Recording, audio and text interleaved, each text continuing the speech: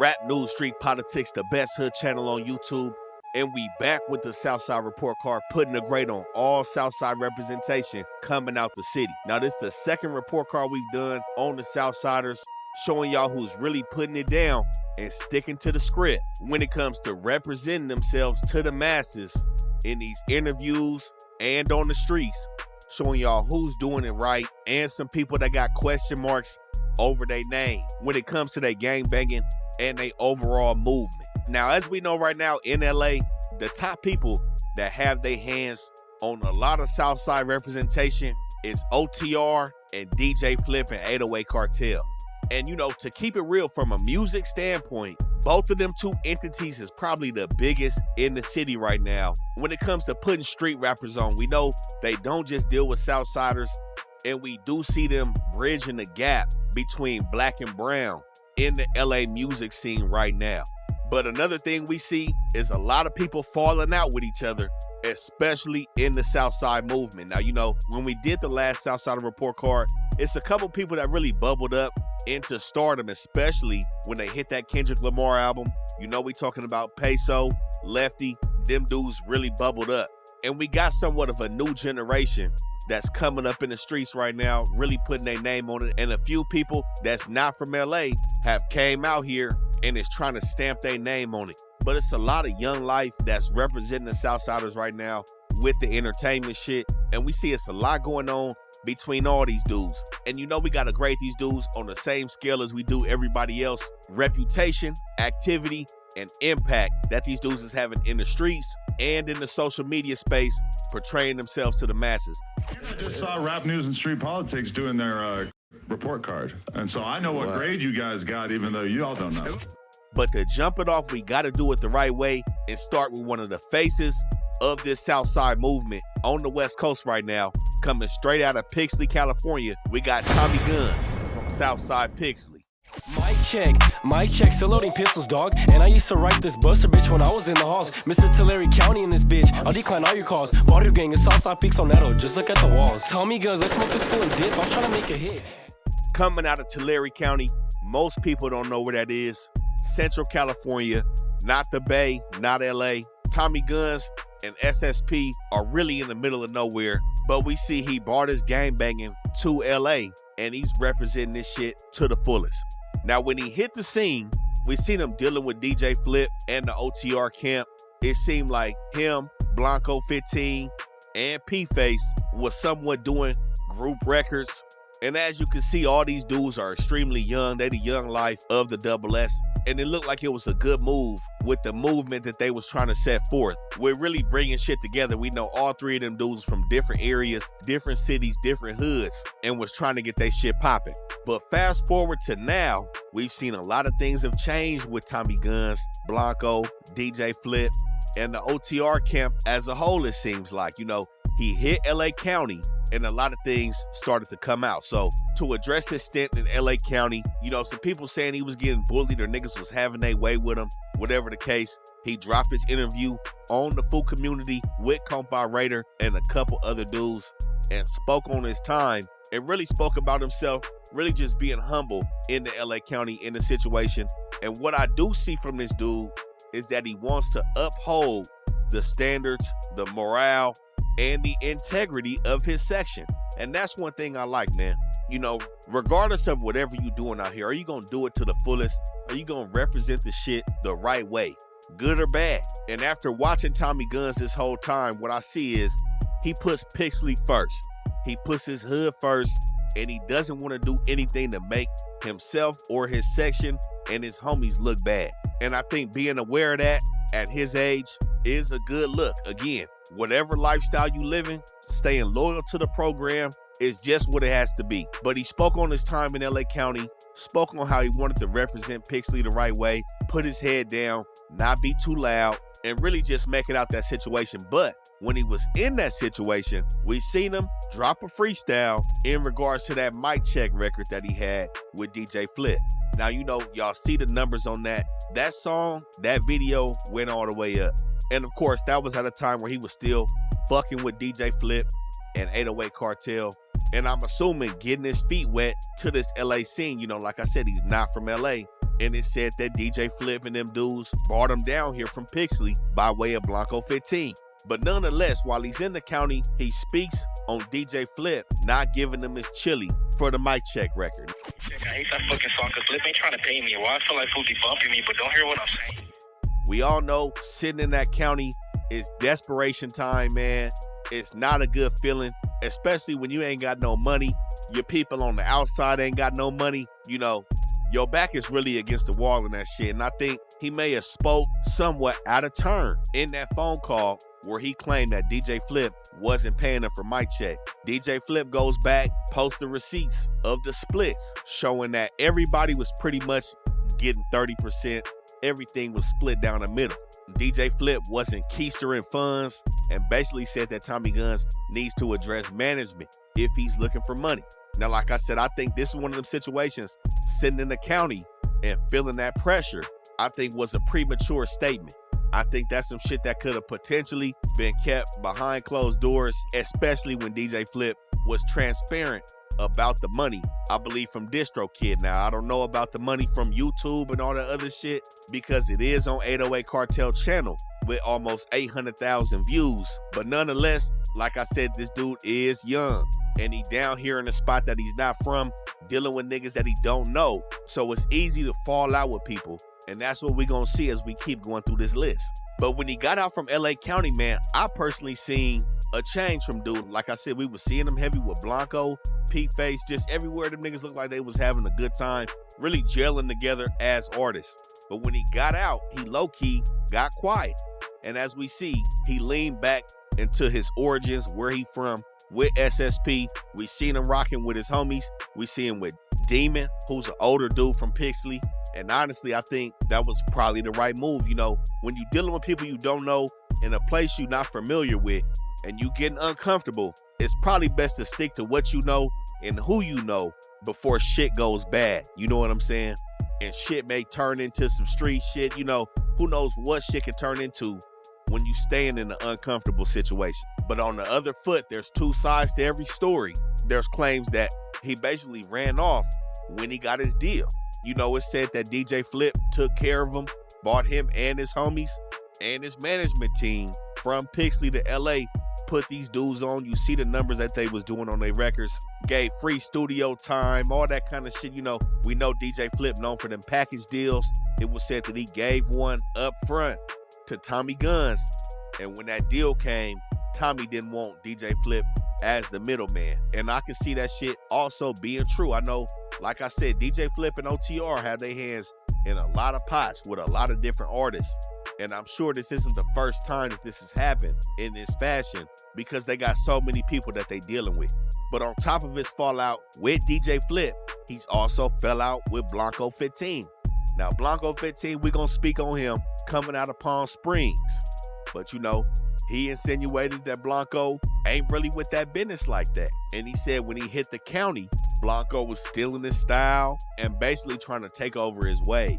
Now, I'm sure there was some shit on the back end, but Tommy Gunz alluded to Blanco not really being with that business like he say he is. But along with Blanco, we also seen him beefing with Blue Devil from the Hater World. Now, Blue Devil has spoke about the situation somewhat in depth, where some words may have been exchanged and some shit. Blue Devil felt like he cleaned it up with that 16th letter management, but he claimed it's a lot of young dudes over there and they don't know how to conduct business. Tommy Gunz just went on to say he just don't want to fuck with Blue Devil. He feel like he can't be himself. And all of this shit is really boiled up to where OTR, DJ Flip, and Tommy Gunz and 16 letter management have seemingly gone their separate ways. But the key thing that I pay attention to, like I said, is how are you representing this double S? We don't see this dude twacked out on that shit like a few people are. He came to LA County, didn't PC up because of his artist status. No true allegations of him doing no weird shit behind the walls. And when he was in that Food Community interview, he spoke about getting them phone calls on the back end, you know, being somebody that has to answer to them people, whether it be his homies or some other people that his homies is tied into for his actions. Now, we're not finna get too deep into the politics. If y'all want to know what I'm talking about in terms of them politics, check our last video out in the harbor area. All the politics is in there, but He basically says that there's a few homies out here, including himself, that has to answer to the program and follow rules. And like I said, that mindset right there will take you somewhere. Now, whether you put it to good use or bad use, being aware of what's expected of you when you sign up for some shit is what we all want to see. And reputation-wise, it seems like he has a good amount of respect in LA, still able to move around and not having money on his head like some other people we gonna speak on. He good in Pixley still. We know Tulare County do be going up. This is one of the few rappers that actually have beef with Norteños. Now, we recently just seen Tommy Gunz go down and he's back in custody, allegedly for a pistol. Now, this is the type of shit that knocks a lot of people off of their motion. So we got to see how he responds with this situation. But I do think he is in Central California, closer to his hometown. He won't be going to LA County. So things may get a little bit more active for him behind the walls. Now, activity-wise, do I think this dude is just out there sliding and flipping blocks and shit? I don't. But he does represent his set wherever he go. I mean, the shit on his face, he got no choice at this point. But without him, I'd never know about Pixley. I'm going to tell you that for sure. And with that being said, he may be the most impactful person to come out of Tulare County or Pixley, especially when we're talking about the LA music scene. So with all that being said, we got to give Tommy Gunz an A. Representing the double S the right way, not doing no bunk shit, you know, falling out with people. We can't hold that against nobody. You're not going to be cool with everybody forever. And like I said, all these dudes is pretty much foreign to each other.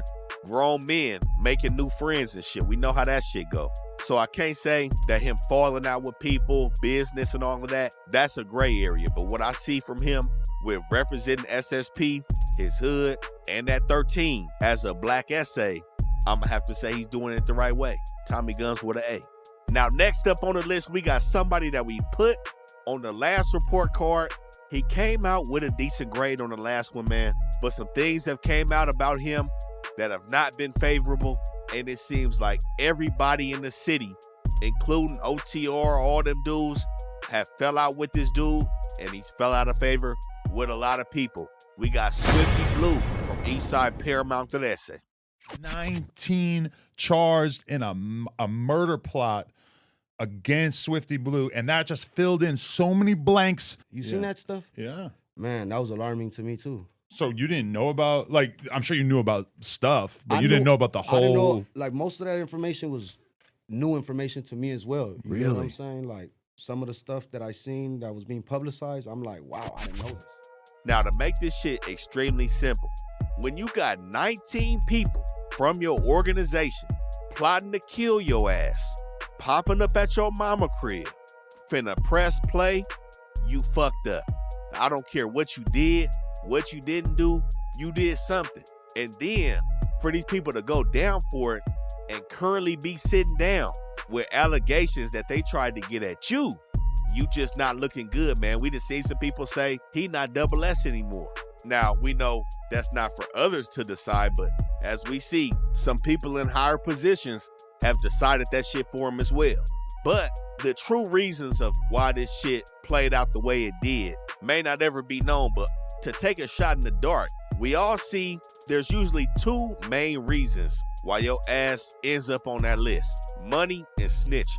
Now, I haven't seen nobody produce any snitch paperwork on Swifty Blue, so I'ma lean and say it was probably over some money shit.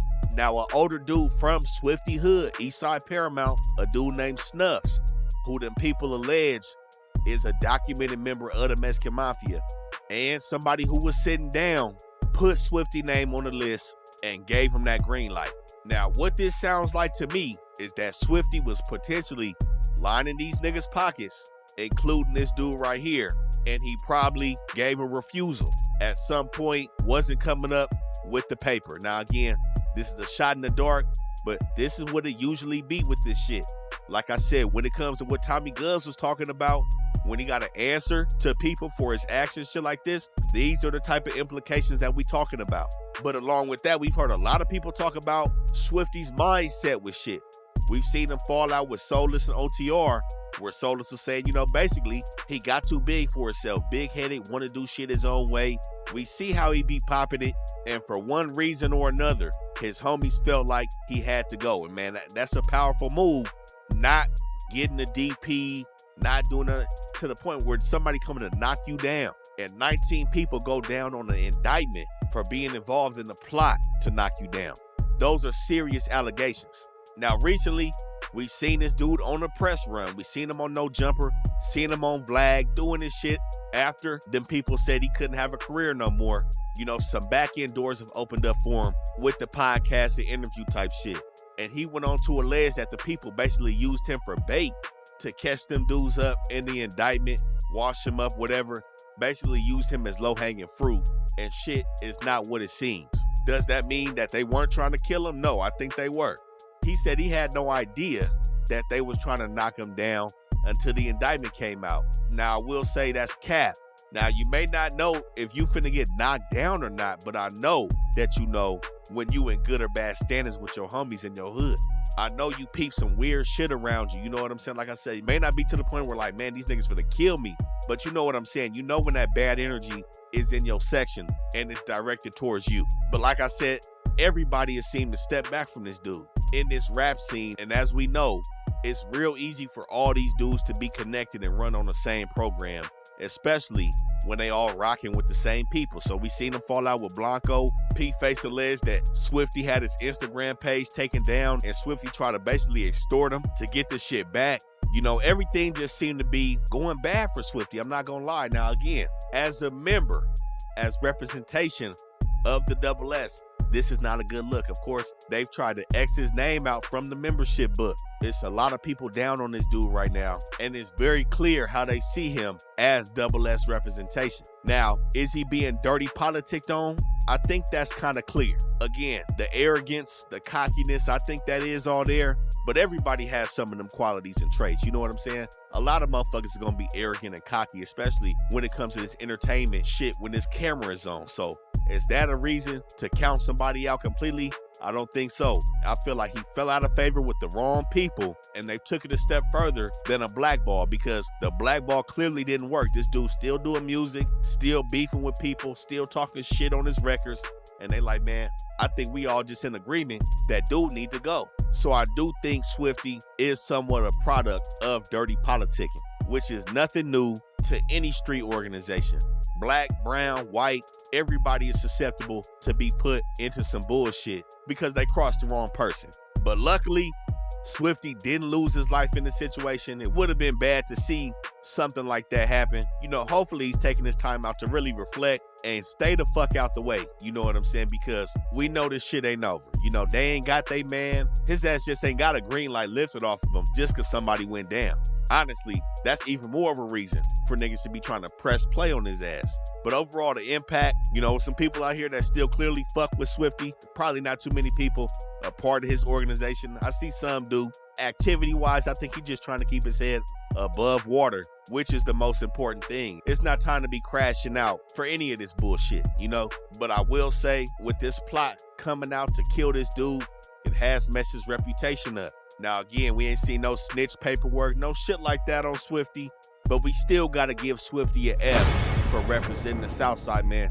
Like I said, there's no paperwork on his name. I believe he's being dirty politicked on. But when your collective turned on you like this, something was done. And he knows what that is. There's a lot of people that I'm sure know what that is, but they've essentially tried to give this dude the boot in more ways than one. So there's no way he can truly be the top standard of representation when the program as a whole is saying that you're not good no more. That's why we got to give Swifty an F for his representation. Now, next up on the list, we got somebody who we've seen over the years kind of come up with his face card until shit kind of went left for him when he hit No Jumper, and a lot of people start having some question marks about his character. We got Pfacebabyyy coming out of Compton, Barrio Los Padrinos. You ain't never even shot nobody. You ain't even got nobodies. You ain't even shot nobodies. You ain't never had to walk up and pop somebody. Shot nobodies. Boy, you ain't got nobodies. I got homies doing time really just for a body. Young homies on that block posted up with the burner. I was only 13 when I did my first murder. Like. Now, to start it off properly, one of the most recent things we've seen from P-Face was a situation that happened to him at Universal Studios where he did what Stupid Young shoulda did when he seen his enemies outside. Now, I know a lot of y'all had a lot to say about the Stupid Young shit when we spoke on it, when some dudes had dissed Stupid Young and his hood in front of his people. You know, Stupid Young turned it down and told the dude go to the bathroom and all that. Hey, man, it's either you gonna go or you not. And I know eventually them dudes end up going to the bathroom. I think Stupid Young's homies ended up punching on somebody. Fuck all the diversions and the antics and shit. My thing is, you popping it on the record, dissing your enemies, saying you with that, and then niggas want to pull a Don King orchestration when you actually run into one of your enemies in an unfavorable situation. We're not doing none of that. Pfacebabbyy got off right where the problem started, and that's what we want to see. Now, fuck all that. Hey, I'm with my kids right now, man. Let's go to the bathroom. Hey, fuck all that. If this is what you pushing, this the energy that you putting out here, this what you doing and representing, you got to get cracking immediately. And we seen that. We seen them dudes low-key try to jump P-Face in front of his daughter, and he got down with them dudes, and it seemed like he came out on top, got a little chain off it and all that. For the amount of popping it, the dissing, the eye busters he got, he didn't disappoint when it was time to, when them cameras cut on his ass. So that situation, I'm gonna give him his points for. And then he comes out with this freestyle saying some crazy shit, talking about he was a part of a skit at 13. You know, I don't know what this dude is doing, but he seemingly is moving wild out here. But previously, there was allegations, 2 different allegations, one of which seemed to be completely true. That he was banging Compton Barrio 117 before Barrio Los Padrinos, therefore deeming him a hood hopper. Now, the picture is out there. For y'all don't know, that look like that one way, they got that cul-de-sac that they be on. It's either that cul-de-sac or Alabama where it wrap around. One of them streets look like exactly where Pfacebabbyy was in that picture. And he got his arms up for the 11 and somebody next to him holding up the 7 for CV 117. Now, he looked like a young dude. We had this same situation with Jet Beezy. Now, Jet Beezy's situation was a lot more definitive. Him throwing up Neighborhood 111, the Rolling Hunters, saying he from the Rolling Hunters, and now, of course, having aligned himself with East Coast. This looks like the same situation with P-Face being a young dude, aligning himself with 117, ditching them dudes, and going over to the east side of Compton with BLP. So that right there, that's not what we want to see. The hood hopping, we can't do that shit. Now, like I said, when I spoke on the Jet Beezy situation, it's somewhat of a common thing. Now, I'm not going to say like super common, but this is something that we do see a lot of, especially with dudes in their young age. You know, you may be 13, 14, then got with some dudes, throwing some shit up. You may have got put on, you may not have got put on. And things change. Your mama move out that hood, you switch schools, whatever, you end up in somebody else's hood and end up falling under their program. Could that be the case? I'm not sure. You know, it's rare that we see motherfuckers say, yeah, I was from 117 before, you know, and I just came to the hood and, you know, became BLP. I doubt we gonna see that, you know, and I think that was addressed, and I think he said it was false. But we seen somebody has said the reasoning behind this switch, or something that went along with him switching hoods, was him faking his death. Now they posted like a suicide note from this dude or some other shit like that. Again, this dude was young at this time, middle school, high school age. With these kids, you know you can't put nothing past them, man. So could it have been some weird shit he was doing in high school? It could have been. The suicide death note, all that shit, I don't know about all that. But that picture where they was throwing up 117, that looks pretty definitive to me.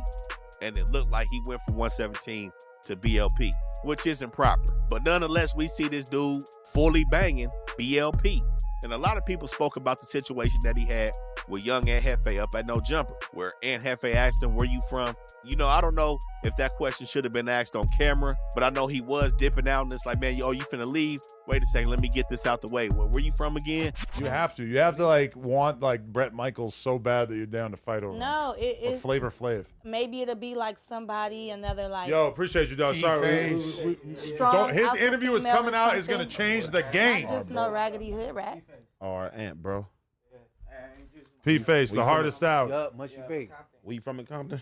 Yeah, I'm from Eastside Compton. What hood? I'm from Compton BLP, Compton Border Road, All right, 83rd Street, That's though. what's happening, man. Shout out Compton. You know what I'm saying? Like, you know how the shit play out sometimes. I think it was that, like, I didn't get a chance to ask you, you know, young Ed may have felt like he wasn't gonna get to see him again, or, you know, it was their introduction and he didn't expect him to leave so soon. So this is a question that has to be asked. I see you got these eye busters, you got this, you got that. Okay, where you from? And he came off somewhat aggressive. To me, he banged his hood like he was supposed to bang his hood. You know, he don't know young Ant. He in a room also full of black people. You know, nobody finna be quiet as a mouse saying they hood, especially when somebody asks you where you from. So I didn't look into that too much. I know a lot of people was trying to say, oh, he banged on him or he did some other shit. I think that shit was just normal and natural. And I do see him, of course, banging BLP to the fullest extent, which I appreciate. But the shit that got him on everybody's radar was a video of him again. As a young dude, he seemed like he was pretty misled when he was young, saying that N-word with that hard R on it. This is the bad shit, man. Nigga, fuck niggas, nigga. And all that kind of talk. Nigga, K, nigga, what the fuck crabs, nigga, fuck 7th Street, whatever, fuck twatties, nigga. And I'ma just say this, you know, I know a lot of people aren't surprised that he said that. You know what I'm saying? Kind of expected it. But the thing is, this is not proper Southside representation. Nobody wants to be known as this. No Hispanic or Southside member is gonna stand up and say, yeah, I'll just be calling people the N-word with the hard R. No black person gonna come and say, yeah, I'll be calling Hispanics derogatory names. Nobody wants to be represented in a way where it seems like you racist to the other side, especially when gangbanging is involved. For a couple main reasons. Number one, it makes your face card extremely hot, and that potentially makes your hood hot, depending on your relationships in your section. Where it seems like, oh, you saying this word and your homies is backing you up, you know, that can cause tension when you go back into your community.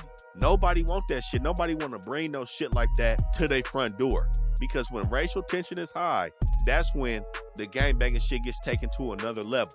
Everybody knows that. I don't think the Southsiders want to be represented and known for that either.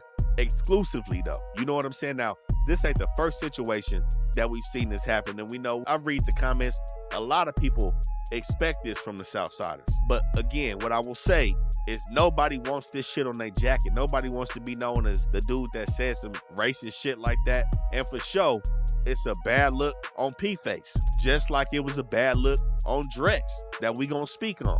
And for anybody that says that shit. But that situation right there is really where he started to fall out of favor, and I feel like shot himself in his foot with the momentum because he had just got on No Jumper, just did his interview, and then that shit come out. It's like, man, now you can't even go back to No Jumper with this shit. And No Jumper somewhere that has black and brown on it. Like I said, OTR, which P-Face is an affiliate of, OTR is trying to bridge the gap between black and brown. Now, I'm sure a lot of people have reached out, or the black people that he is around have hollered at him and, you know, rectified the situation with him. He's took acknowledgement that he said that shit when he was young and all that shit, but that shit does and did slow P-Face motion down when it comes to bubbling up to that next level. And it was bad representation as a Southsider out here in the streets. But along with that, we also see this dude with some street problems too. You know, he was with Lil Weirdo when they shot that music video up in Fresno. I'm supposing it was in the Bulldog hood. You know, all of Fresno is pretty much known to be Bulldog territory, which we also know are the rivals of the Southsiders. And we know down here, there's no competition between Norteño, Bulldog, any of that. So they really had to go up there looking for that problem. And they went up there looking for it. And it said that somebody got cracking on them while they was up there shooting up their Airbnb. So this dude is still outside doing this shit again. He's a young dude. He's participating in the street activities. And like I said, he's also beefing with Swifty Blue, beefing with Problem the Goon, who we also gonna speak on in this video, coming out the San Gabriel Valley. But overall, I think, again, like I said from the beginning, it's a lot of new, young representation that's representing the South Side right now. And we know a lot of mistakes can be made when you're young, man. Especially now that we got these cameras out here. You know, it's potential bags on the table for these dudes coming out the hood. Competition, niggas trying to make sure they music, they brand, and they career is taking off. It's a lot going on. These dudes are extremely young. I like the activity at P-Face with him not folding with his enemies. But reputation and impact wise, man, the hood hopping, that video with the hard R, all that shit completely messed his motion and his reputation up. we got to give P-Face a D. I'm not going to completely mark him out because he's not being a buster in the streets from what I've seen, but he got to get a D because his past has came back to haunt him, and everybody sees it, man. Now, next up on the list, we got somebody that's somewhat of another DJ Flip protege, a white essay out here representing for the Double S. We got Blanco 15 from Barrio General Pfacebabbyy out the north side of Palm Springs. Don't get it twisted, I'm a local from the beehive. Still packing sticks and still sliding on the G side. Fuck a bitch and fuck an enemigo too. My cuerno dumping, it's just aiming at you. And I'm the whitest that's it banging Lil Sur. I let it drip just like some Kanye West.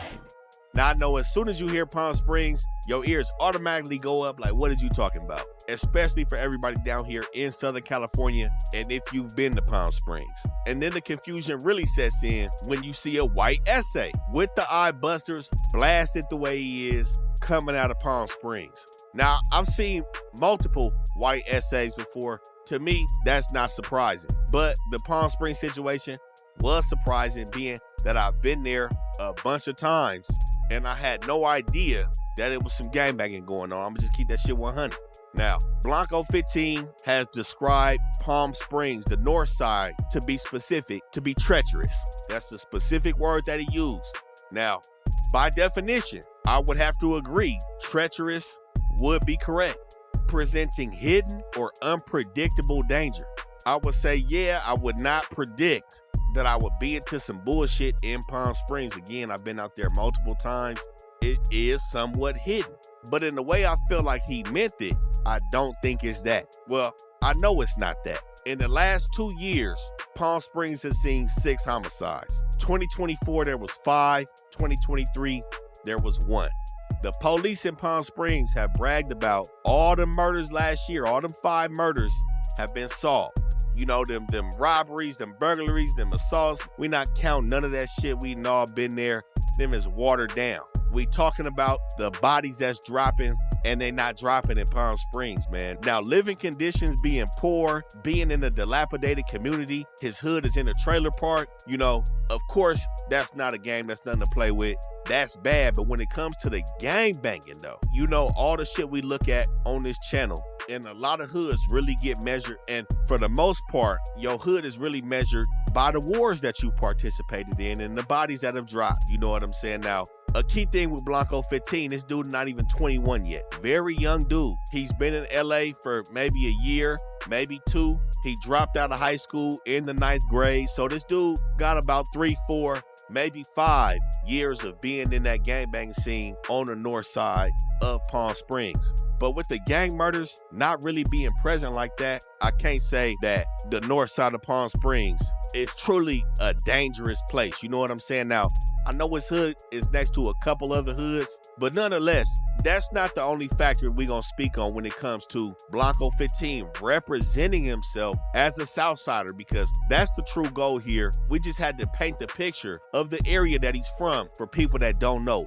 It's not like South Central, Compton, even West LA, Long Beach, even the San Gabriel Valley. Man, San Bernardino, right next to this place, is worse than Compton. Probably worse than every area of LA. San Bernardino be going up. But that's just to paint a picture for y'all that don't know. Now, as a Southside representative, Blanco's out here gangbanging. He's out here putting on for his city. Another dude, just like Tommy Gunz, if he wasn't out here saying he from Palm Springs gangbanging, who would really know? Like I said, I've been there multiple times, Palm Springs and Palm Desert. No idea. So he's somebody that has put his section on the map, came to LA, fucking with DJ Flip and OTR, and is out here representing for the Double S as a white Southsider. And another thing that I want y'all to do, man, if y'all ain't checked this shit out, from all of these dudes on this list, especially these young dudes that's rocking with DJ Flip and OTR, look at their numbers. They be having hundreds of thousands of views. Niggas be rocking with these dudes, man. I know a lot is still to be seen with Chicano rap culture or Southsider rap culture, whatever it is, but somebody's tuning in, somebody's listening, and these dudes are gaining fame and notoriety off their music, man. And Blanco 15 is no different, man. But like I said, we see him very close to DJ Flip, who seemingly has put a lot of these dudes in position when it comes to studio time, beats, and videography. But along with that, I've seen many allegations on the internet of people saying Blanco 15 running from his hood or running from DPs in his section.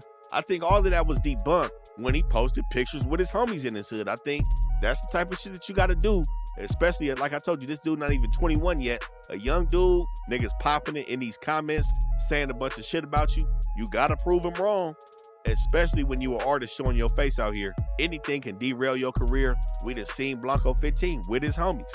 Now, I don't know if they out here in LA with him, moving around with DJ Flip. I done seen him in Boyle Heights with Deuce Face. You know, moving around the streets. I don't know if he got his homies from Palm Springs out here. I can't say who's always behind the camera. But what I do know is Blanco 15 is representing his hood to the best of his abilities in LA. Now, this is the dude that went on and said Swifty wasn't a Southsider.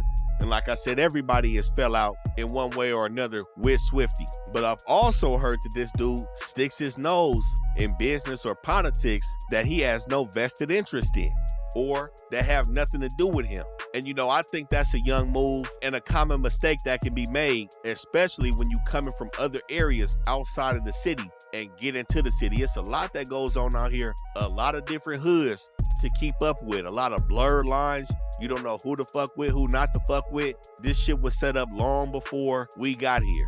So trying to navigate it as a 20-year-old in 2025, you gon' fumble if you not from here, that's for sure. So I think from that aspect, he has to be careful with who he somewhat ride for, maybe. You know what I'm saying? What side of the spectrum he choose to politic with. Now, I know he is with OTR, is with DJ Flip, but you got to be careful picking and choosing beef, because everybody's gangbanging. This shit can turn quickly from some rap shit to some street shit, and your hood is not out here. And how many times have we seen that shit go left?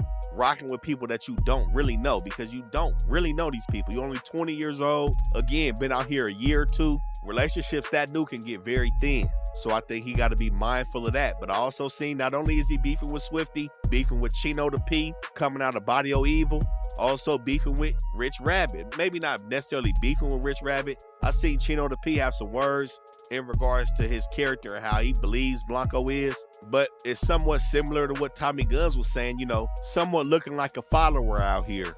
And some individuals are distancing themselves from Blanco 15. But like I said, with OTR trying to bridge the gap between black and brown, I have seen this dude in the music videos with the 40s, with 4 Extra, with Baby Runner. Baby Runner stays close to these dudes in OTR, adds some black representation. We know Scando from Blasting Fools is also intertwined in the mix. So Blanco does stay around the mix. And of course, we don't have no bad shit on Blanco's name. It ain't no paperwork, ain't no weird shit on his name. You know what I'm saying? Now, a lot of people talking about him not physically handling his business, whether it's getting down with somebody, whatever the case is. There are some rumors and some allegations about him not wanting to really get down like that. Fast forward to the other day, we just seen this dude in the boxing ring working on his squabble with DJ Flip in the back. You know, he's a skinny dude. He got to work on it. But you know, how much of that is for publicity and how much of that is really going to be applied to the lifestyle that's being rapped and spoke about. You know what I'm saying? So that's to be seen with Blanco 15. Impact, I will say, he's put Palm Springs on the map with this Southsider shit, man. Like I said previously, I never heard nobody say any gangbanging about Palm Springs. So coming out of his city in the IE, he got some impact. People know him. His face card is live right now. Reputation, I think he could be better, man. I'm not going to say people out here marking him out. He seemed to just be falling out with people slow and staying connected to the people that he trusts, which is DJ Flip, OTR, which he should. But again, this dude is very young. He does need to be a little bit more poised. With a lot of these dudes, this early fame is going to their head, and that arrogance and cockiness is starting to bleed through the airways. You know what I'm saying? So niggas got to watch out for that activity-wise. I haven't seen no activity from Blanco. I don't know if he's been to the county jail. With the two people he was rolling with, P-Face and Tommy Gunz, we see Tommy Gunz went to the county, did what he was supposed to do. We seen P-Face performing the way he's supposed to perform. With Blanco, I don't know. But overall, I'm going to have to give Blanco a beat for his representation again. No smut shit. It seemed like he's trying to do what needs to be done as representation for the South Side, you know, with making sure there's integrity and moralities when he's out here. He's just not doing anything crazy on that camera, as he should not be. That's why we got to give Blanco 15 a beat for the way he represents that South Side shit. Now, next up on the list, we got somebody who has came under scrutiny for how he represents the Double S as a black essay. We got Mr.KeepItHood, also coming out of OTR from that Eastside Rabbit Gang, Eastside Playboys to that set. Yeah, I'm keep it hood, keep my name out your mouth. And I ain't worried about these niggas, they be doing it for clout. I remember lockdown, they ain't wanna see me out. Now these bitches turned up with my name in their mouth. Ayy, you know who we smoking today? We sparking, we flaming his face. Ayy, the homie got caught with the Drake, but the homie got bailed the same day. Y'all ever been on a mission? Shot on your ops with your homies and Now, we first spoke about Mr. Keep It Hood at the end of last year. We did a video on somewhat of the internal conflict that was going on in the Eastside Rabbits that involved Peso, Mr. Keep It Hood, and Rich Rabbit. Kind of at the genesis when that whole shit started to kick off. Before Rich Rabbit went on Food Community and kind of confirmed everything we spoke on, it was some shit that we was peeping out where it was seemingly somewhat of a divide with Peso being at the middle. And the way it seems at this point, it seemed like Rich Rabbit is the only one on one side and pretty much all other entertainers or rappers from Eastside Rabbit Gang has leaned towards the Peso side with Mr. Keep It Hood, Joe Blow, and just some of the other homies attaching themselves to Peso's movement now. Like I said at the beginning of this video, Peso went on to blow up after we did the report card, after we did the whole shit on him. But there were some things that we had to address about him from Eastside Playboy. Now, the key thing was that he wasn't from the low bottoms. Rich Rabbit and Mr. Keep It Hood are from the lows. And when Peso stepped in, everybody seen his stock price going up, trajectory going through the roof. Of course, it's beneficial to align yourself with a lucrative and positive movement. But some things that I noticed out of Mr. Keep It Hood was kind of the things that he was willing to sacrifice to blow up or to be around to blow up. You know what I'm saying? And one thing that really stood out to me once he started talking is really when he started opening his mouth. I've seen his music before. Everything was cool before the situation to me. I never really seen him doing this much before Peso got out and took off. But it seems like he throws his black side under the bus in order to be respected by his Latino homies. It's like he got a complex about this shit. Instead of just being himself, he's really trying to prove that he is the hardest and the most reputable black essay. Now, that's just in my opinion. Like I said, I've seen this dude before and after. And it really became apparent when he sat down with LA Icon and Peso, just doing too much with making sure he fit in with the program. Fool, it's hot as f. Why do you have that on? No, not the sweater, baby. The hat. Oh, cause then he'll say you look like a straight black fool right now. Nah, you feel me? You're the black homie. Nah, my hair not done. That's why. But I still look. It looks pretty done. And that's a quality that I deem to be unfavorable. You know what I'm saying? Like, we know it's a lot of black essays, like we spoke on white essays. It's a lot of people that aren't Mexican or Hispanic in Southside hoods. My thing is, you don't have to necessarily change your shit all the way up to the point where you kind of like denouncing a part of you to make sure you fit in. You know what I'm saying? Like, that's where shit start to lose me. Like, it's no problem whatever side you from, but it's like, man, he seemed to be putting the extras on it, and it was kind of confirmed to me in the recent situation when he spoke on the King Neeko situation. We're gonna speak on King Neeko as well, but King Neeko had the option, of course, to stay on the 50-50 yard, be deemed bad, and go home when 50% of his time was done. Or go to a good yard, get off on somebody on the 50-50 yard, and go to a good yard with his homies and have to serve 70% of his sentence. Of course, he chose to stay on the 50-50, went to fire camp, and came home at his initial projected date to come home. Mr. Keep It Hood goes on and lets the world know that he's crashing out for the program. He's not staying on 50-50. He's not doing no buster shit. Basically saying what Neeko did was buster shit. He's getting off and he's going to a good yard. Fuck cutting time off his sentence. He's there for the long term.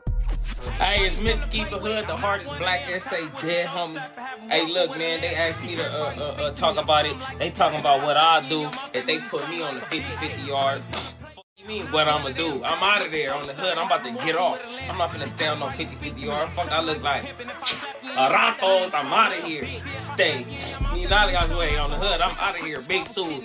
Call my bluff. Call my bluff. Pull my little shit. 33%. I've been lost my 33%. 2 weeks to the house. Call time. I'm putting the yard down on the hood. I'm out of here. What you talk about? You know what I'm saying? Yeah. Hardest black essay. Now, however y'all may feel about that, as a Southsider and they program, that's correct. That's what they live by. That's what they do. Whatever. You know what I'm saying? Whatever hood or whatever car you with, whatever. If that's your program and you follow it, that's what you're supposed to do. My thing is, what's understood ain't got to be said. I feel like he could have kept his opinion and his stance on the shit to himself. And if the time came for him to do that, just do that. But this is where things look like he'd be doing shit for validation. And that, to me, is no bueno, man. That's no good shit right there. You shouldn't have to jump over backwards to prove that you with that. But like I said, it'd be a complex, especially with some black homies. Like, I know a lot of black dudes that rep the double S, and a lot of them had this complex. It may not be this bad, but a lot of them do be somewhat second guessing themselves. And, you know, you just see apprehension in them. Some of them dudes be fully with that business. And the only way you could tell they black is just because of their skin color. But I have seen people on both sides of that spectrum. But with Mr.KeepItHood, he goes out his way to make sure he stays with the program. Now, I don't know if that's because he doesn't want to get treated like Rich Rabbit. You know what I'm saying? But what Rich Rabbit is saying, Mr.KeepItHood had a hand. And it's a part of the reason why he's being maybe ostracized from the set like this. You know what I'm saying? So again, with Mr.KeepItHood, is he doing this to make sure he stay in the good graces of Peso? He's used it to get himself into a deal with OTR, which is good. But you know, what's really behind this shit? You know, what's the main purpose? And I think representing double S like this, you don't have to be doing no extra shit like this. And I think that is what has messed his reputation up from what I've seen. Instead of just being a solid member and performing when your time is called, you know what I'm saying? Like trying to get people's attention and trying to let the Southsiders know that he's with that when they already should know that you with that because you from the hood already, especially somebody like Peso who came after you was there. But you know how funny money makes situations, man. So with that being said, I gotta give Mr.KeepItHood a C. You know, I haven't seen him marked out. We know it's no snitch paperwork on his name, no bad shit. Just doing himself a disservice when he opened his mouth. That's what I see. That's why we gotta give him a C. Now, next up on the list, we got somebody coming out the San Gabriel Valley, but not like most people on this list. He's not affiliated with OTR and DJ Flip. We got Problem the Goon from Southside Bassett. Gang shit, had to take the homegirl to the visitation. Homie needed money, so I stuffed the bitch like Thanksgiving. Gang shit, bitch, we with that gang shit. Sliding knobs, bitch, daily, it's that gang, that's a gang, bitch. Yeah, we with that gang shit. Sliding knobs, bitch, daily, it's that gang. Now, Problem been out here making noise. We seen him on a full interview run. He's hit pretty much all Southside platforms and really just been telling his story and his get down. Now, one thing that sticks out is he's not as young as some of these other dudes that's coming up as Southside entertainers and rappers coming out the street. So he does have a little bit more poise about himself when representing himself, explaining this situation, and really just bringing his mindset to the people. But what we see recently from Problem is another dude beefing with P-Face from Barrio Los Padrinos. They've been having a back and forth, and you know, the same thing we spoke about with P-Face, Problem expressed the same issues when it comes to the hood hopping, the allegations of P-Face being from 117 and then switching to BLP, and just overall having a young mindset and not holding himself to a standard. And I think that Problem, somebody who is older and has sat down and performed behind the walls the way he was supposed to, is somebody that can call it the right way when it comes to the situation between him and P-Face. Now, we've heard about Problem, like I said, going down, doing his time, and programming properly with his homies, not having smut on his name or doing no weird shit. So I feel like he would know what he's talking about in terms of how to represent this shit when it comes to the situation between him and P-Face. Now, he's also admitted to dibbling and dabbling with that shit. But one thing I see is it hasn't interfered with his presence and what he's portraying out here to the masses. And that's the most important thing. A lot of times when we see some people, we can tell they on that shit. They sloppy when that camera come on. They talking out their ass and doing too much. That's what gets people in a bad position. We don't see that from Problem, and that's what we looking for in terms of some representation. But some people we also seen Problem with, again, even though he's not from OTR, we see a lot of black and brown integration coming out, and it really is a good look of positivity for the city. We seen him with Teezy out of Compton, on a record with him. We've also seen him with Chino Tha P recently out the Low Bottoms. So like I said, I see a lot of good things coming out the movement that he's pressing. But one thing, I don't know if this is definitive for his career. I did see him just get baptized and basically say that he's giving his life to God. And I don't know exactly what that spells out for a music career, whatever motion he had going on with the entertainment shit in the streets. But again, some more positivity coming from Problem the Goon now. He also spoke about his activities, catching a blade to the head when he was 15, amongst other things that of course landed him behind the walls. But in terms of impact, I see he's representing his hood and the SGV the right way. His reputation seems to be high. Like I said, I've seen him on a lot of Southside platforms and they give him a chance to speak. He's not involved in no mess when that camera comes on. Of course, other than the situation with P-Face, but like we spoke on, P-Face got a lot of beef to go around. In activity, we see that it's there with Problem, man, but he could have changed his life around. Again, I don't know what that spells for the music and whatever motion he had out here, but as Southside representation, I gotta give Problem the Goon an A for how he puts it down coming out of Southside Bastard Thressen. Now, next up on the list, we got somebody coming out the Low Bottoms. Another young dude, but somebody else who, again, is not aligned with DJ Flip and OTR. We got Chino Tha P from Barrio Evil on the east side of South Central. I'm from the beast, from the high, from the beast, bitch. Your baby daddy better know not to act up. Cause if he act up on the hood, he get smacked up. Bitch, I'm super turned up from the third store. ABK, anybody getting marked though. And I put that on beast, that's on the third. Bitch, I'm for the third. Anybody. Now, Chino Tha P made some big headlines earlier this year when everybody seen a police chase that got cracking through the valley. And people were saying Chino Tha P went on a chase on camera and was going wild. Now, the thing is, Chino has came out and said that was his little homie that ended up on the chase, but he did, in fact, go down in the same day that that chase happened. But he did go viral over that shit. But we spoke about Chino multiple times on this channel. We definitely been seeing him do his thing out of the east side, the Low Bottoms. And one notable thing we spoke on was back when he dissed Peso. Now, with Chino being from the lows, we already just spoke about the situation with Peso. I think it really derived from some street shit and it's bled over into the music shit. But what's for sure is that we know Chino Tha P is pretty much the face of his hood. Barrio Evil is not the biggest set on the east side. And it's surrounded by a lot of enemies, a lot of hoods over there in the Low Bottoms, period. But Chino Tha P been putting on for Barrio Evil for a long time, man. But again, it's still a young dude and we see him out there getting active. And he's also spoke about times where he had to get DP for his hood. And we see him standing 10 toes behind that shit and programming the way he's supposed to. Now, some interesting shit I seen. We seen him a while ago with P-Face and we seen him with Problem the Goon recently. So with them two dudes beefing, I don't know where Chino Tha P lies in that situation. Again, we know P-Face is rocking with OTR. Problem the Goon is not. And Chino Tha P has his own label, Bad Example. But one dude he beefing with is P-Face homie Blanco 15. Now, like I said, it's a lot of this going on.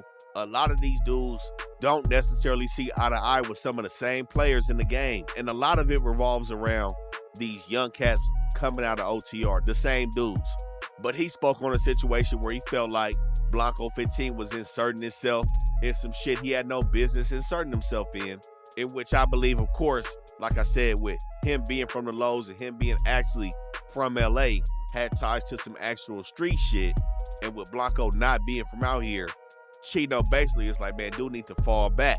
So I think that's where the situation derives from between him and Blanco 15. I don't think it's no street shit between them two. It just is what it is. Now, we also seen Chino Tha P with the Hoovers. More black and brown integration that we got to speak on. And I got to highlight that shit because, like I said, I be reading the comments, man, and I know some people may not realize it's a lot more unity that's going on out here than division. And, you know, we really got to highlight and speak on that shit and really show what's really going on with these dudes that's close to the street with this entertainment shit and really represent LA. But overall, we know Chino is an active member over there on the east side, man. He's doing his thing. No smut on his name, no snitching, no weird shit on his jacket. He's been around for the last few years trying to get his name outside. Impactful for his set. Like I said, a lot of people may not even know about Barrio Evil if it wasn't for Chino Tha P representing the way he does. And with a solid reputation, we gotta give Chino Tha P an A for how he represents this Southside shit, man. Now, next up on the list, we gotta speak about somebody else who we had on the initial report card that we did last year. And we gotta speak on him again because he did find himself in some bullshit at the beginning of the year. We got Drex from Southside Jar coming out that Orange County area.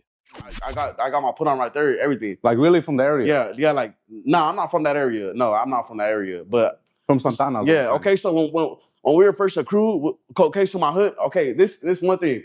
Everybody that saying Jar is in the hood with the whoop. Don't tell me that, tell the big homies that on the set. Don't tell me that, tell the big homies that. Now, we had a whole video specifically on Drex because we all know the elephant in the room with him was when he was with them dudes. I believe they was from Puente or one of them hoods in San Gabriel Valley. They on the live, Drex, his homies, and that N-word with the hard R slips out. Now, we all know this is the fastest way to be on a bad list, man. Saying shit like that or even just being around people who are talking like that, it's a bad look. And I think it really has low-key derailed his motion, man. I'm gonna keep that shit real because he was going all the way up. He had fully integrated into the LA scene. He was doing shows out here. We had gave him an A on the last report card, but it was a show that he had did out here, got into it with Playaways, G-Money DT, you know, them young dudes, the Mexican Crips, coming out of East Coast and neighborhood 90s. So Drex and his homies was dissing the neighborhoods and ended up dissing the blacks as a whole. Now, the word didn't come out of Drex's mouth on camera, but he also didn't check his homie and correct it right then and there when it was said. You know what I'm saying? I know it's on the live, you can't go back and rewind that shit, but it wasn't no swift action like, hey, what the fuck? You know what I'm saying? Like, that shit is off the bat. Feel like the homies right here that I fuck with, they feel some type of way. You know, like we fuck with hoods that are black. So, you know, we be like, hey, bro, the homies feel some type of way. You're saying the N-word, especially because it went viral. You feel me? Now we got to get it off the bat, bro. Like, you know, like, fucking for extra sake. Right now, bro. Yeah. Recording it, posting it. Real. Just because you want to say it on video, you was drunk that day, you ran out here sober. What's up? I feel like that was the main issue that people had because everybody see he moving around, he doing shit. He's still rocking with other black artists doing songs and shit. So it really wasn't no initial problem with him per se. But when he didn't address the shit as soon as it went down with his homie on camera, that's when the questions came up and everything just went left. You know what I'm saying? Now, we did the video on him and it was bad. You know, this shit was not a good look. And fast forward to now, like I said, a lot of that motion has died down, man. I recently seen him in a vlog the other day with his homies, just on some real laid-back, low-key shit. I haven't been hearing too much music from Drex. And everybody knows the initial situation with him claiming Southside Jar, motherfucker saying it was a tagging crew, you know. That was the initial consensus about it, but him and his homies saying they full-fledged aligned with their members. So Drex is still gangbanging. But the key thing, like I said, when people say that word, man, that's not how the Southsiders want to be represented.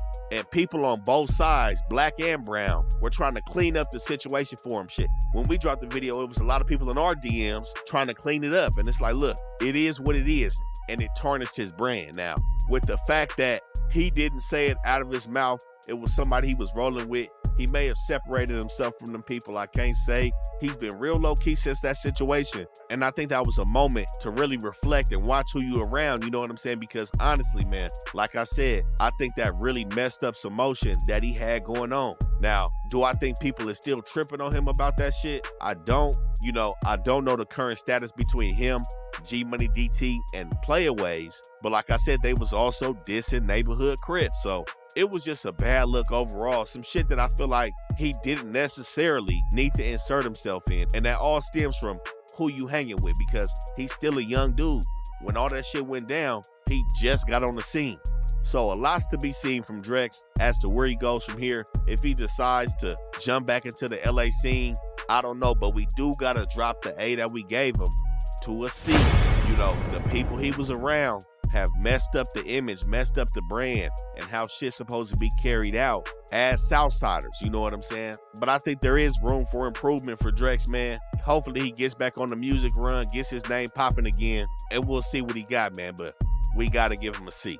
Now, somebody that I personally be looking for, a young dude that just hit the scene. We see this dude buzzing on DJ Flip, 808 Cartel channel From an extremely active hood in Bull Heights, Deuceface from Tiny Boys.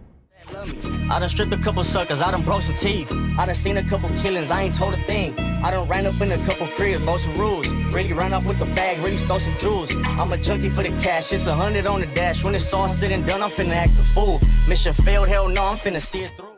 Now, Deuceface has picked up the TBS flame where Trophy Boy left off. Now, we know Trophy Boy from TBS, similar look and vibe over here to Deuceface.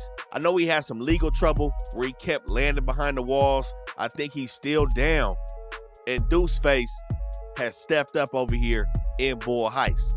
Now, one thing I seen this dude had them records with the Coast Crips, with Jet Beezy, with Day 3, making them connections. And of course, like I said, one of the common denominators, DJ Flip is doing his thing over here. I seen Blanco 15 hanging with these dudes over here in Bull Heights. So this somebody coming from a hood that's extremely active in the mix over here between a lot of other active hoods that I'm looking to really bubble up. Now, I know this dude also got some activities under his belt, and I believe he went down recently as well. I don't know if he's still locked up, but it was a video of him getting gaffled up in his hood.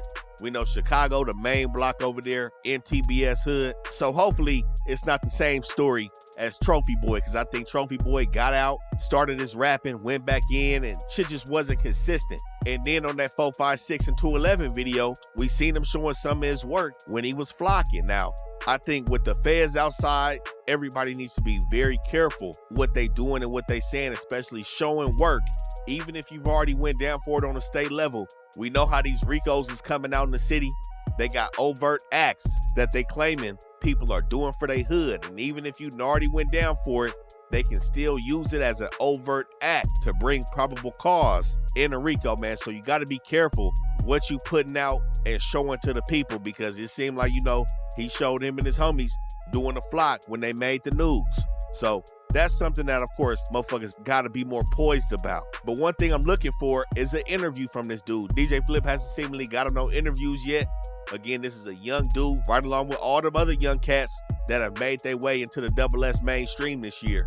But he is getting numbers, man. People are clicking. And like I said, TBS be having a certain look. They got a lot of young homies over there, and they coming out of Bull Heights the right way. Now, somebody I also seen him with, Lil Grifo from San Diego. He's made his way up here, intermingling and intertwined with OTR and DJ Flip as well. He's everywhere with Blanco and Deuceface. But what I also seen from Deuceface is he also got that Lefty Gunplay co-sign, and they just dropped a record together. So this is somebody that, if he can stay out with his reputation and his hood's reputation, I think could have some good motion out here, man. Because I know it's a lot of dudes coming out this East LA, Bull Heights area. I know South Central, Compton, Watts, those get the main play. Even Huntington Park, we know PK, shout out to him out of Maywood. A lot of other areas get more shine. But I know it's a lot of rappers coming out of East LA, Bull Heights. F Nasty is one. But some of these dudes really get them views, and people want to know what's going on over here in this East LA area. But with activity, we seen Deuceface doing all kind of shit, man. The flocking on camera, making the news, just going down again. I don't know exactly what he went down for this last time, if it was a pipe, and I'm not sure if he's still sitting down. His and Lefty video just dropped though. But overall, I think the activity is good. The impact putting on for TBS. Again, when Trophy Boy had to go sit down, this is the next face out of the Tiny Boys. Coming out of Bull Heights, I think his impact is solid with a good reputation. I ain't heard no smut on this dude name. Like I said, it's a lot of young dudes coming out of TBS, really putting it down and really getting active over there. So I got to give Deuceface an A for how he's representing himself as a Southsider out here in the streets.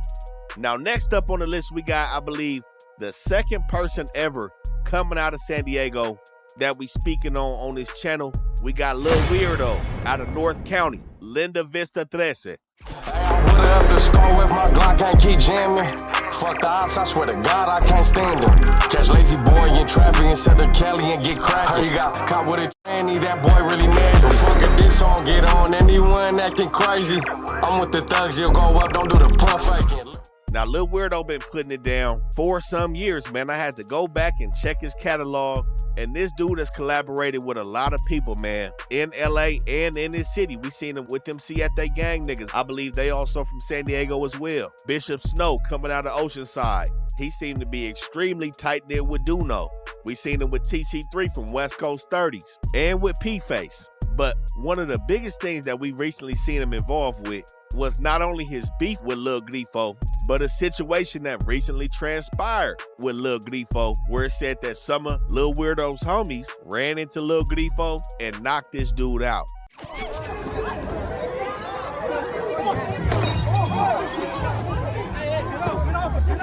Now again, it said that Lil Weirdo's homies did it. He didn't do it. They got an ongoing beef. They from two different parts of San Diego. I don't know exactly what the beef is over, but Lil Weirdo's homies performed on his Enemigo not too long ago. And it was some claims saying that they ended up getting Grifo chain. I don't know if that's true. I seen Lil Grifo get on the internet saying he still got his chains, but they seem to have a pretty active beef between the two of them now. I've also seen Lil Weirdo take shots and beef it with Swifty. Nothing new. Like I said, everybody is falling out with Swifty Blue. But Lil Weirdo is also the dude that went up to Fresno and filmed a video in the Bulldog Hood with P-Face out of Compton. Now, I've also seen this dude go back and forth with the Bulldogs and them dudes in Central California on live and shit. But again, like I've said, you know, these dudes don't really beef it with them guys up there. Behind the wall is a different story when they get to the pen, but there's no Norteños or Bulldogs in San Diego, LA. You know, I don't know what the true reason it was for them to do that, especially when everybody out here got their own enemies in their own cities that's right next to their own hood. You know, I think there's some clout chasing going on when we see dudes driving 5, 6, 7, 8 hours to kick it somewhere for a couple days, do a video, just to talk to people that they really don't know about. But I think that mindset right there is how them dudes Airbnb allegedly got shot up while they was in Fresno. Now, of course, nobody from the Bulldogs came out and said, yeah, we did that. But Pfacebabbyy alluded to it being true and not just allegations that they shit did get lit up while they was there. So like I said, I don't know why they would choose to go up there and do that. They had a show up there or something like that, I'm not sure. But some things I have heard about Lil Weirdo, more allegations of his status in his hood. I've seen some people say that he dropped out of his hood when he was a teenager. His dad is a factor over there. And basically he was flirting with the shit. 1 foot in, 1 foot out type shit. But now we see him out the county showing his paperwork saying he wasn't PC programming properly, which sound like some gangbanging talk. And we see this dude around them members. And clearly, like I said, his homies ran up on Lil Grifo. He got some people around him. Now, there was another situation where some dudes seemingly was trying to press this guy on camera. The whole shit wasn't, you know, them dudes didn't run up, didn't do nothing. They cut the camera on. Lil Weirdo was standing behind the gate. I don't know if he had that thing on him, but nothing really cracked off. But the main thing that I see is a lot of people, aside from Grifo, really be fucking with this dude. It seemed like his whole city rock with him. He came up here. I seen him on No Jumper. He's everywhere. He's not signed to OTR. He got nothing to do with the DJ Flip movement. Like I said, he been doing numbers for a long time, and I've seen him with a lot of different people in the streets now. In terms of black and brown in San Diego, I don't know how those politics lie out there in Dago. I've been to Dago many times, but I'm not too familiar about if there's racial tension and shit like that, you know. So what I see from Lil Weirdo, that's not a factor. I see them with a lot of black and brown representation in Southern California. So that's a good look. And like I said, this dude does do numbers. And we've also seen him with Peso. So this is somebody that's well known in the scene, repping the Double S. I don't know what's gonna happen between him and Lil Grifo, but in terms of impact, I think he's pretty impactful coming out of San Diego repping the Double S. You know, San Diego doesn't really get a lot of shine. And even if shit is coming from San Diego, people may not realize that it's actually coming from San Diego. You know, when I first seen Lil Weirdo, I had no idea. Him and Lil Grifo, as well as the Siete gang niggas, you know, it is some shit coming out of San Diego, man, that y'all gotta watch out for. So I think the impact is definitely had with him repping his city. Activity-wise, in the streets, you know, he showed his paperwork, said he didn't PC up, hit the county, presumably did his thing. Like I said, I do question the true motives behind going up to the Bulldogs and doing that whole shit. But if that's what he want to do and get cracking on them dudes, hey, they went up there and did whatever they did. So I can't knock him for that. And like I said, with everybody that he be rocking with, who I see him with, he seems to have a good reputation. Of course, aside from the people that he beefing with. So I gotta give Lil Weirdo an A for how he's repping the double S out here, coming out of San Diego, North County. Now, next up on the list, we got some young life coming out of Pasadena. Some real young dudes who I do have some questions about. We got 2K Monos and Lil 2K Monos. From where, I can't say. They say they're not gangbanging, but they doing a lot of gangbang activity. Days I was bummy, didn't have no meal. I smacking into whips, hopefully I find a deal. I wear my true religion belt so y'all can see how it feels. Hey, so y'all can see how it feels. Got the genre on my feet, you can bite off me. By smacking all whips with a glove in his ski. And I still got on weight. And I still got a long way. Y'all really need to chill. And I'm trying to get rich and recover the bills. Fuck popping pills and you can see how it feels. Now with the rapping, I don't know what they got going on, man. The rapping is all over the place. We seen they linked up with Richard Dummy, somebody who applies pressure when it comes to supplying the visuals to this street shit, man. Richard Dummy, somebody that stay working with all the young artists in the streets out here. But 2K Monos and Lil 2K Monos, man, I don't know what they doing. I know these dudes are extremely young. As you can see, Lil 2K Monos gotta be like 13, 14. 2K Monos, we seen him with the pictures in the halls and shit. So both of these dudes is underage, and I've heard them speak on their alignment with a program saying that they don't bang. But every time I see these dudes, they doing some gangbang shit. They got these burners in their hands. They dissing people.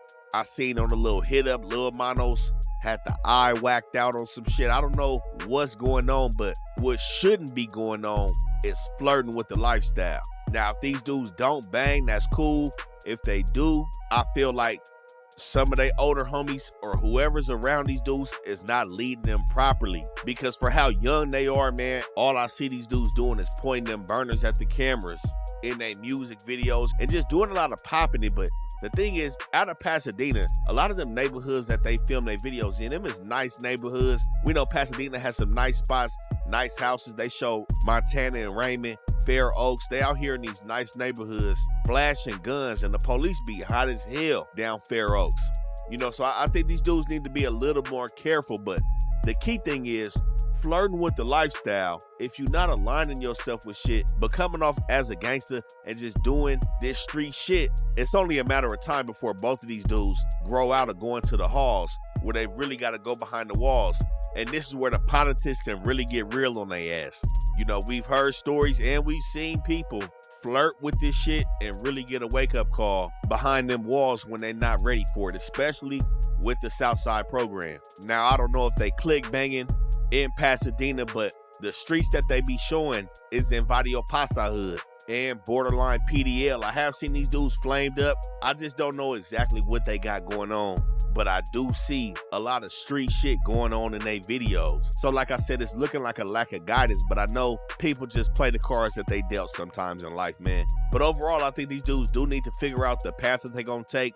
You know, I seen 2K Monos in them juvenile hall pictures, throwing up some shit, dissing some shit. I don't know exactly what's going on, but I gotta give this duo a D for how they representing this shit coming out of Pasadena. My thing is, we see these dudes going down, getting active at a very young age, sitting behind the walls, doing all that shit, you know. But again, flirting with the lifestyle is one of the most flagrant things you can do because it can really put you in a bad position. So as representation, that's why we got to give 2K Monos and Lil 2K Monos a D for this shit. Now, next up, we got somebody that's been popping on the internet for a long time. Another black essay and somebody that has been under a lot of scrutiny as of late due to his latest performance when he was sitting down behind the walls. We got King Neeko from KOL, Kings of LA. Geez, my bad. I know it's been like 77 months since I've been on here, G, but I had to go back and get some content for y'all. You feel me, bro? Capping, bro. I will never go back to get no content. I'd rather get y'all phony baloney stuff, G. But, I mean, at least I got some new stuff, you know what I'm saying? So, keep it genuine, and I'm going to share it with y'all in the next couple weeks, months, whatever. Got a lot of stuff to catch up on right now, player, you know what I'm saying? Now, correct me if I'm wrong, but King Neeko is not a gang member. He's not from a gang. KOL is a crew or a clique, and I think a lot of people initially got him confused with being from Barrio King Cobra out of East LA with the K's and the Kings and everything, you know. But I don't think this dude is full-fledged gangbanging, but behind the walls, he does run double S. Now, like I said, King Neeko has been popping for a few years on the internet, doing this thing. We seen him back outside on the streets. He's known for his comedy skits, not no super gangbanging shit. Really keeps it 100 on his stance about certain shit. And that's what we seen with this most recent situation that he found himself in, which a lot of people deem to be unfavorable. Now, like I said, he just got out recently from doing a bid. His side of the situation was that he hit a 50-50 yard and didn't really know the program, didn't know what to do. So he tapped in with his people. They told him, look, the 50-50 yard is a bad yard. Regardless of it being half quote unquote good and half bad, it's bad all around. So you gotta get off on somebody and come to a good yard. So he then explains how he goes to his counselor and basically insinuates that he's gonna get off on somebody to get off the yard because CDC was stuck on sending him to this 50-50 yard. This is when they tell him, look, you get off this yard, remove yourself and get taken to another prison. You won't be getting out till about the end of 2026. If you stay on this 50-50 yard, you'll be out in your scheduled time in 2025. So basically, the Southside program expected him to remove himself off the 50-50 yard, catch more time, and program properly to keep his status as a homie. You know what I'm saying? So this is when he made the adult decision and said, fuck that. I'm staying on this 50-50 yard. I'm coming home in 2025. Instead of going to another spot, potentially getting into some more shit, already losing a year from when he could be home with his people and his family. And of course, it was frowned upon. Now, luckily, he made it out that situation and he's back. But again, a lot of people weren't really feeling that situation. You know, it's a lot of motherfuckers that sit there and talk about what they would and what they wouldn't do, what he should have did, what he shouldn't have did. But I feel like that's a slippery slope, man, for many different reasons, especially for him. Like I said, correct me if I'm wrong, but he's not from a gang, number one. He does run double S as a homie behind the walls, but with him not being from a gang, I think that allowed him to take into accountability him having more flexibility down the line when he gets out. Now, of course, if this is something that you actively are representing, this is what you embody, you preaching the program, you one of them guys that's telling people to stay solid to what they signed up for, then for sure he should be held accountable for not programming to the max and not essentially following orders, which were to catch more time to make sure his status was upheld. But even though he talks about certain things on this channel, like shit he's seen behind the walls, I never really see this dude advocating for the furtherance of the Southside program. So to me, this move doesn't really come as a surprise with him saying, man, fuck what y'all saying, I'm gonna do my own thing. Again, not gangbanging weighs heavily on this situation. Now, this is the situation where I talked about with Mr.KeepItHood saying he did bunk. He would never stay on no 50-50 yard. Mr.KeepItHood is also from PBS, has a reputation to upkeep, especially with being around peso and being in the limelight and shit. Now, behind the walls, should different rules apply? No, not if you running double S. But I feel like as a man, he did what he had to do.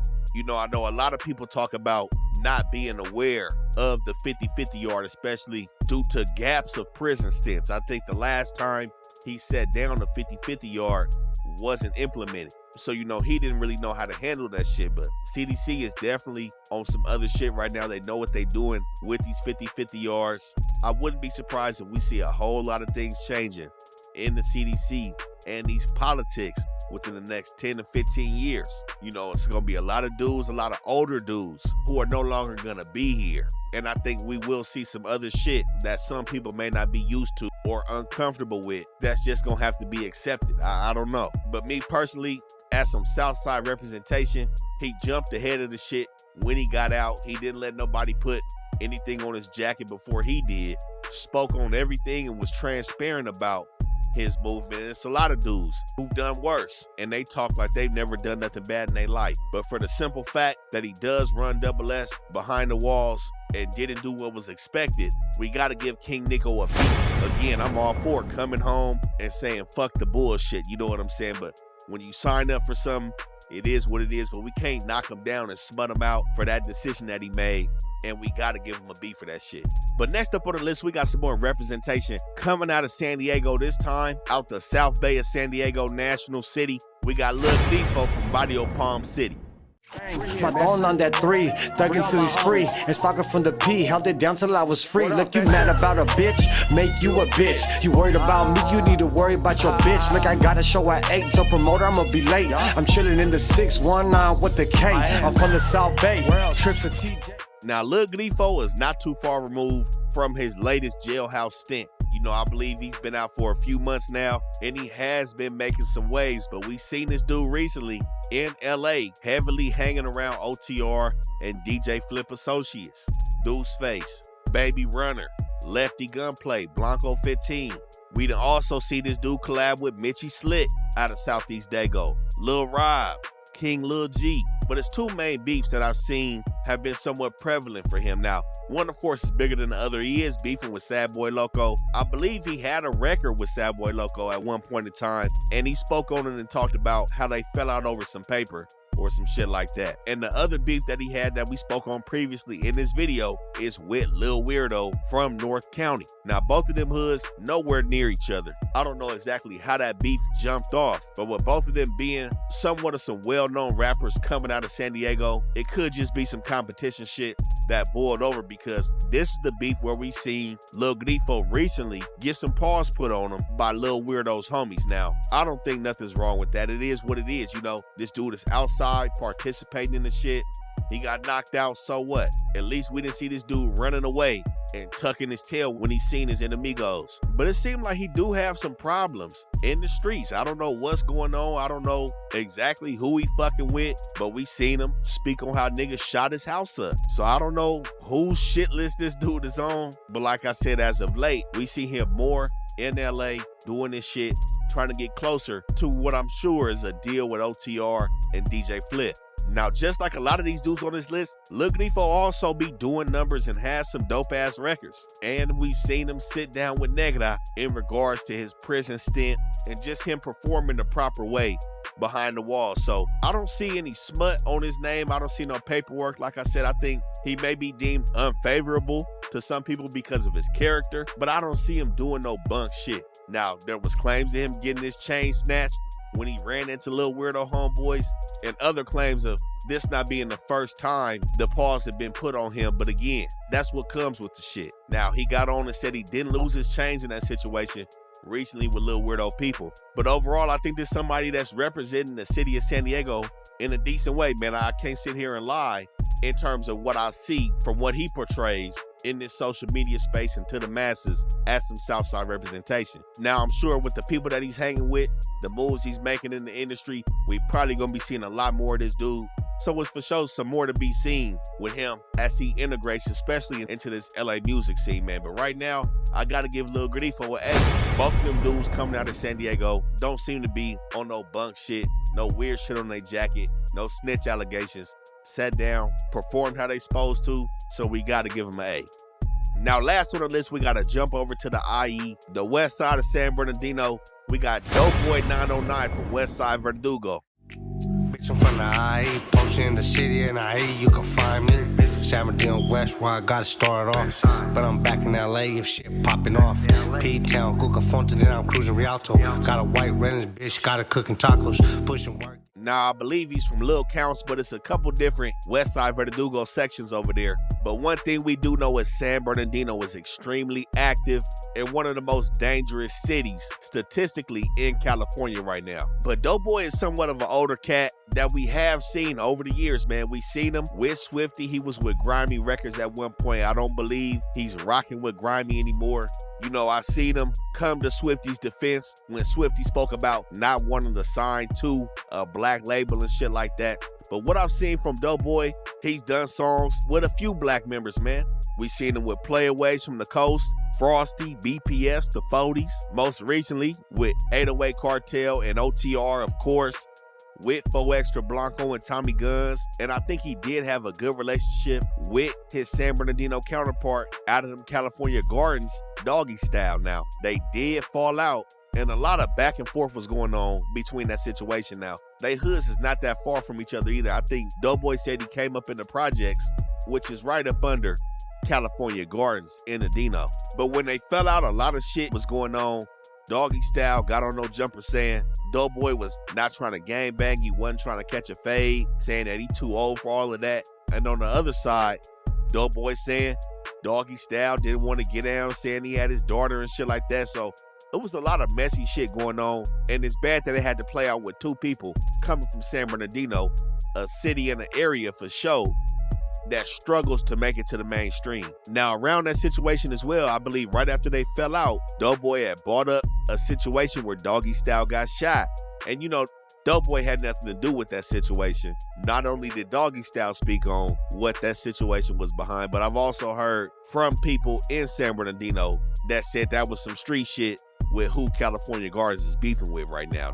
We did see Doughboy also get shot in his hood, and he spoke on almost losing his life over that situation. So this is somebody that is outside. He spoke on doing 3 sit-downs behind the walls in CDC, but we've also seen him do his business shit. He said that he got a couple businesses out there, you know, trying to just do some other shit aside from the rap. And I've heard allegations of him not jumping off the porch until later. I don't know how true that is. He's told his story multiple times about his upbringing and things like that in the Dino.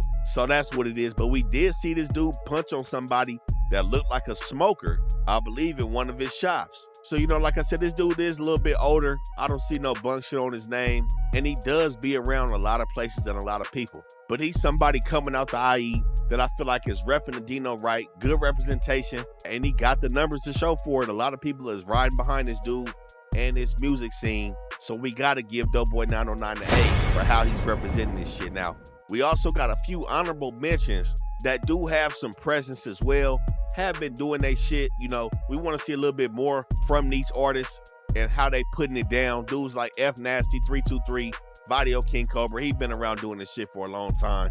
Well-respected dude in the city. Too Crazy coming out of South Los, Westmont Scheme, Vadio Surtelese out of Westmont, Rascal 4800 from Culver City, Red Rag Gang. Them are some dudes to also look out for, man, that seem to be on the right path of representing the Double S the right way with they rapping and shit. We just got to see a little bit more from them. You know, everybody got to make sure they stand out of jail and keep applying pressure with they brand and they craft. But this was a Southside report card, the second one we did, showing y'all who's representing this Southside shit correctly and who is not, man. Y'all stay tapped in with the best hood channel on YouTube, Rap News Street Politics. We out.